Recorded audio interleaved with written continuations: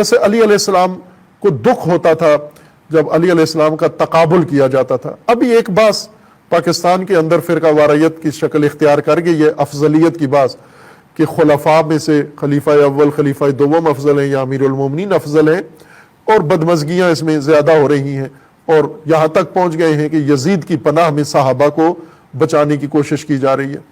خوب یہ باس سنی باس ہے، اہل شیعہ کی نہیں ہے یہ باس.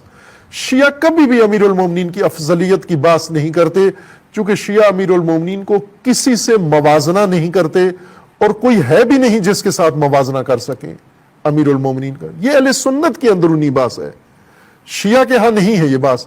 شیعہ کے ہاں امیر المومنین قابل قیاس نہیں ہے، کسی کے ساتھ قابل موازنہ نہیں ہے. نہ صحابہ بہت اعلیٰ ارجمند شخصیات ہیں، خلفاء قابل احترام ہیں.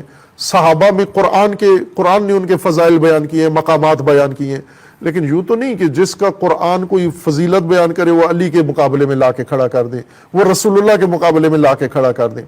خوب ہیں ان مجاہدین کے بہت عظیم مقام ہیں، جیسے حمزہ سید الشہداء، قرآن نے بھی ان کے فضائل بیان کیے ہیں، رسول اللہ نے بھی بیان کیے ہیں. تو کیا قرآن اور رسول اللہ جس کے فضائل بیان کریں وہ مولا علی کے مقابلے میں کھڑا کر دیں گے؟ ان کو آپ رسول اللہ کے مقابلے میں کھڑا کر دیں گے لا کر؟ نہ، ہرگز نہیں ہے. امیر المومنین کے برابر کا کوئی بھی نہیں ہے.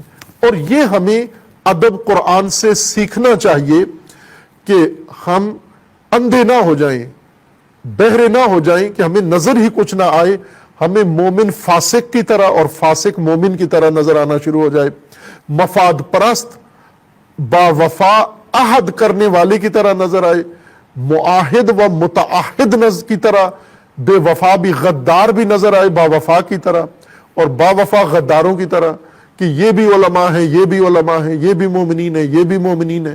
قرآن کہتا ہے کہ نہیں، مومنوں میں سے کچھ رجال ہیں جو عہد پورا کرتے ہیں، اور باقی امیر المومنین فرماتے ہیں مومنوں میں سے کچھ اشباح الرجال ہیں جو سخت نامرد ہیں، تکلیف دیتے ہیں، کسی میدان میں عہد وفا نہیں کرتے. یہ قبیلہ ہے. اصل دین کا بوجھ ان کے دوش پر ہے. اللہ تبارک و تعالیٰ نے ان کو چنا ہے امانت دین اٹھانے کے لیے. ہر نسل میں